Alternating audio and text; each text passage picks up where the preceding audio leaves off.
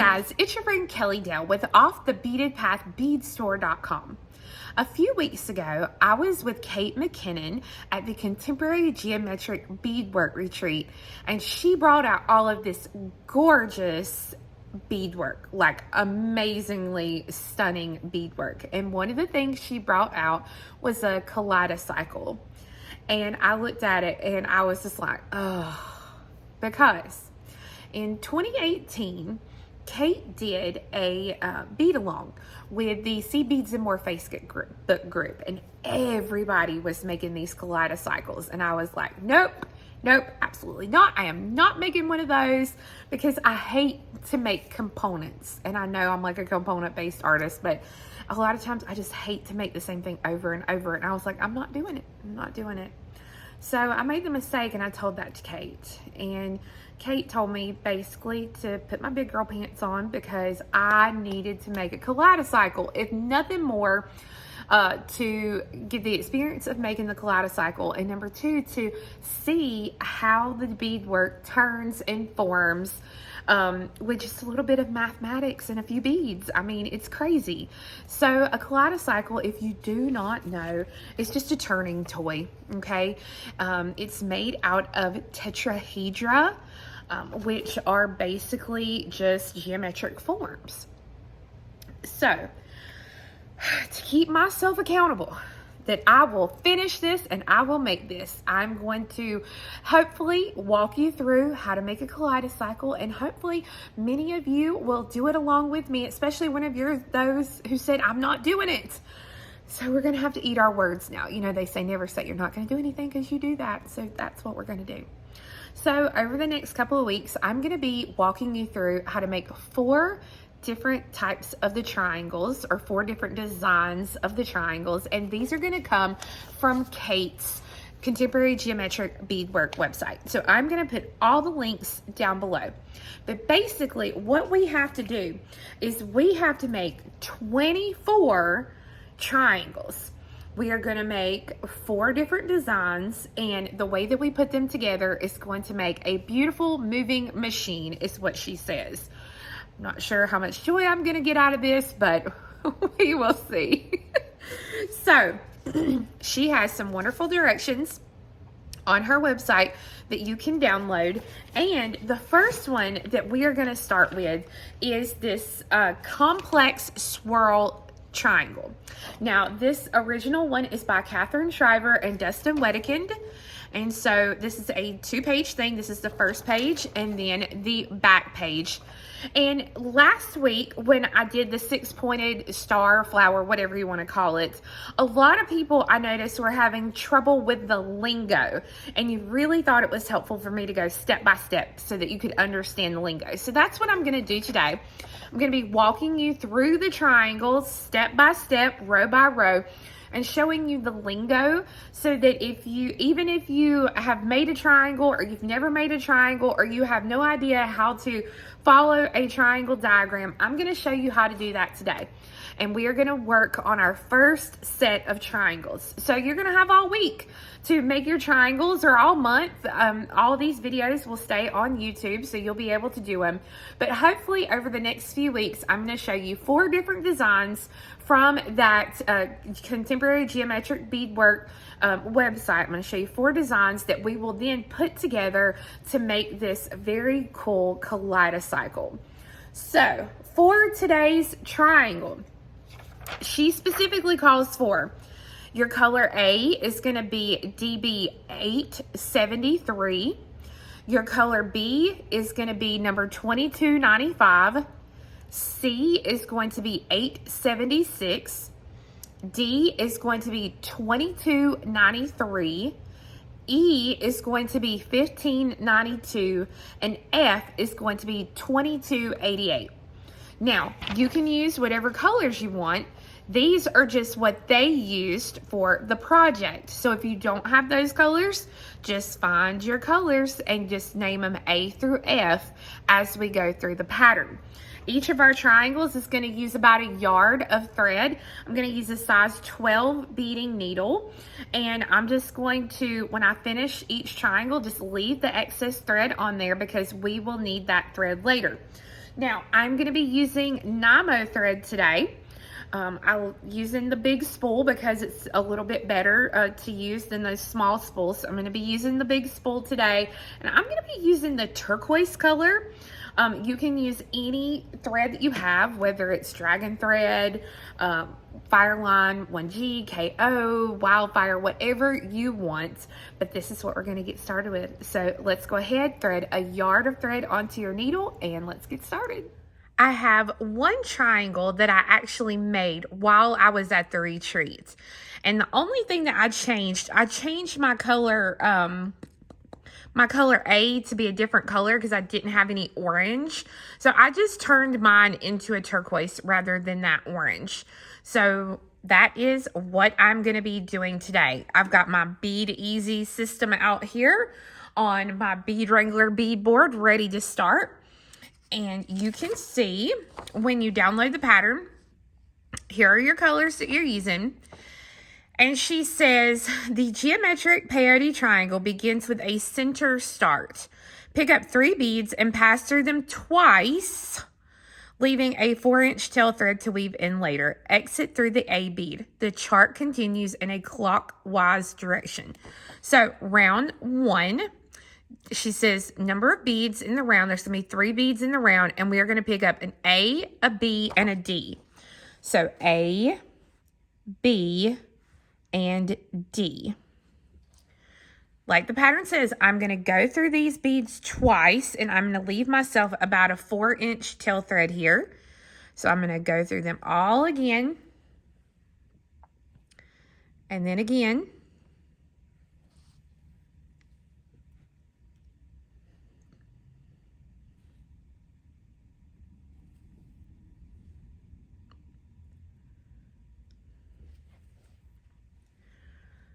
So that when you finish, you should have a little tiny triangle of beads just like this. Okay. Round 2, we're going to add 6 beads in this round. So what this means, if you'll notice now, we have some brackets here. And what this means is we're going to pick up an F and a B together. Okay, so instead of being out of the brackets where these are single beads, we're going to be picking up 2 beads at one time. So an F and a B, and then a C and a D, and then an E and an A. Pass through the A, and then step up through the F. So, first stitch here. I've got it like this. So the first stitch is an F and a B. I'm coming out of my A. Well, let me grab a hold of it here. So I'm coming out of the A, and I'm going to take my needle, and I'm going to go through the very next bead, which is my B bead, and pull this through. And so when I do, those 2 beads now sit on top of each other, just like that. The next 2 beads are a C and a D. I have my beads here, and I'm going to go right through the very next bead, which is going to be a D.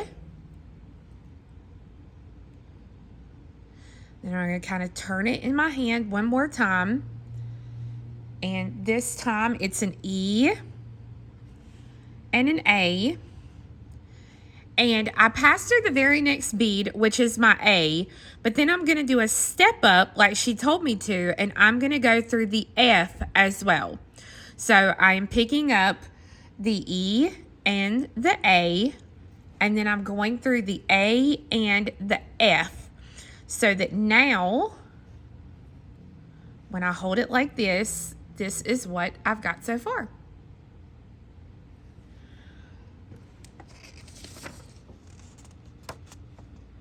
Round 3, we're going to put in 9 beads, you'll see here. We're going to put in 2 B's. This is going to be picked up together. And then a single C. 2 D's together. A single E. 2 A's together. And then an F.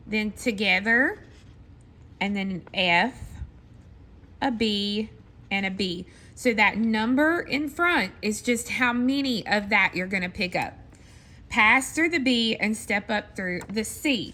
So it's really helpful because it tells you those things that we're going to pass through and be done with and all of that. So here's this. It tells me I'm going to do 2 C's, and I'm going to come through the bead right next to where my thread's coming out, which is a C. Thread on a C, come through the C, and then it's 2 D's. So I pick up a D, go through a D, and then pick up a D, and go through a D. Now it's 2 E's, and remember they're in brackets, so I pick those up together. So I pick those 2 up, and I come through the very next bead here. And then I go an E,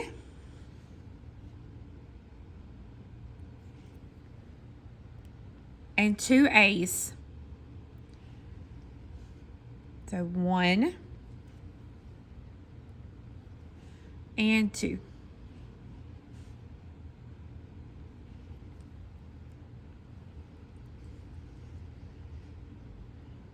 Two of my F's now, and come through the very next bead. Anytime it's in brackets, you know you're going through the very next bead there. You're not peyoteing. And then finally it's an F,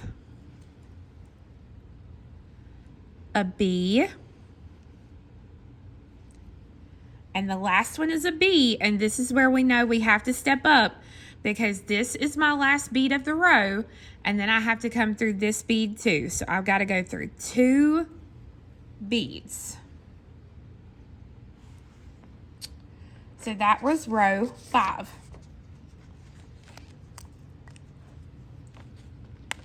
Continue passing through 2 beads to step up at the end of each round using a gentle, springy bead tension. Row 6, we're going to put on 18 beads in this row. And again, you'll notice here, the beads that are in brackets are the 2 that I'm going to put on together. And then here, because I'm going to peyote across, I'll peyote a C, a D, and an E. And then 2 E's, and then I'll peyote these beads here. And remember, it doesn't mean that I'm putting on 2 A's at the same time. It means I'm going to put on an A, peyote, and then an A. So I'm going to do row 6 and show you what row 6 looks like. At the end of row 6, you can see now that I am starting to get more color here around the edging so that it's starting to make that complex swirl that we need. So that was row 6. In row 7, we're going to put on 21 beads. And again, you can see here, these beads here will be picked up together. These are my corner sections. And then I'm going to peyote these beads here. Again, I'm going to peyote a C, a D, an E, and an E. And I will just continue to peyote. I'll do row 7 and come right back to you. Now, at the end of the row, a lot of you may think that you did something wrong because your points are different colors. You've done nothing wrong. This is where your points are going to start swirling around to a different color, because the first time I made this one, I actually went back and ripped it out twice because I thought I had read it wrong. So that is what you're going to pick up. And I went ahead at this point and stitched through my tail thread and got rid of that thread as well. This puts us on row 8. We pick up 24 beads on this row. Again, your beads in parentheses, we're picking up 2 together. And then here, you're picking up single beads to do your peyote. So I'm going to continue now to do rows 8 through 12 exactly like we have here so that you can then see the finished triangle. Now, one thing I did want to show you was if you get lost and you cannot remember what row you are on, you start in the corner and count to the next corner. So I've got 1, 2, 3, 4, 5, 6, 7, 8, 9, 10 beads sticking up. So that lets me, I have finished 10 rows. So you just want to double check that you have 10 beads all the way around to know that you've completed the row, and then you're ready to go on to your next row, which would be row 11. After your 12 rows, this is what your piece will look like. Now, if you look on the back of your pattern, you will notice that you actually have a picture chart as well, and this just shows you row by row what beads you're going to add, and they're color coded, so it helps you if you are using the exact same colors. Now, at the bottom of the page, it shows you how we're going to connect these together, just this first set. So when we do the first set, what we do is I'm going to be taking 2 triangles and connecting them here. But the issue is when we connect it, our beads are exactly the same, or our 2 triangles are exactly the same. So what we need to do is we need to go through and put a row of size 15 seed beads. I'm using just a matte clear bead here. It can be whatever you want. I'm going to use a matte clear. And here in the corner, I'm still working on the same one I had. In the corner, I'm only going to pick up 1 bead. So I'm going to pick up 1 and go through the very next bead. And I'm not pulling this tight. I am just pulling this enough to pop it into place. You can use any color of 15 that you want. I'm going to use this matte clear just so that it won't take away too much from my design. But you'll want to do this all the way around this first triangle, putting in your 15s. And when you get to the corner, remember, just put 1 bead in the corners. As you can see, I've gone all the way around putting in my matte clear beads. When I go and I add the clear beads to this second one, I will only add them to these 2 sides. I will not add them to this third side because I will actually zip up and join these 2 pieces together. So I'm going to go ahead and put my 15s along this side and this side. So looking at the 2 triangles now, you can see I went all the way around with the 15s here. And on this one, I've only done the 2 sides. So that when I lay them side by side, now where they would be meeting, like here and here and here, there's that little 15 in between them. So you want to be very vigilant about this, that you get this part right. Because if not, it's going to mess up your pattern. So you can see here, I'm coming out of this red bead, which is my F. I put the last 15 in. And so now what I'm going to do is I'm going to come across to the clear bead here on this side and go through the first clear bead on this left side. Oh my goodness, that's going to stress me out. Let me fix that. There we go. Okay, so at this point, once I have those 2 put in together, now I can pick it up. This is just like peyote zipping. So I am coming out of the clear bead here on the left. So I'm going to come through the next bead sticking up on the right. Oh, look how pretty that's going to be. Okay, left through the clear bead.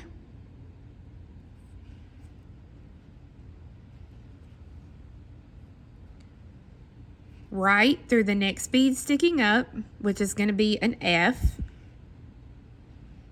And I'm going to continue to work down the triangle, just doing this zigzag, going from left to right. Left, I'm going through only the clear 15s. On the right, I'm going to be going through the delicas. and it's the next delegate that is sticking up. I'm going to do this all the way around, and then I'm going to stitch through to get rid of both of these threads. Okay, I have my first two complete and connected together, and now I just need to make 2 more sets of these to have this side of my Kaleidocycle complete. So one thing that I do want to note is that if you have made a Kaleidocycle before, the way that I'm going to show you how to put these together may not be how you made yours. And that's because Kate showed me a way that they have come up with that's a very easy, kind of foolproof way to put these together. So that is how I'm going to be teaching you. Remember, the pattern and some other great resources on the Kaleidocycle are right below me there in the video description box. All you have to do, where it says the title, it should start the description and say more. Just click more and it will pop it up for you, because this is going to be a fun project that I hope you'll do with me. Now, it may be next week, it may be 2 weeks, I may do something and come back to this, but slowly but surely, I'm going to go through building this Kaleidocycle, and I hope you'll join me. So thank you so much. I hope you enjoyed learning how to read the pattern for this specific Kaleidocycle side, and start working on those triangles, and we'll see you again next time. Bye-bye.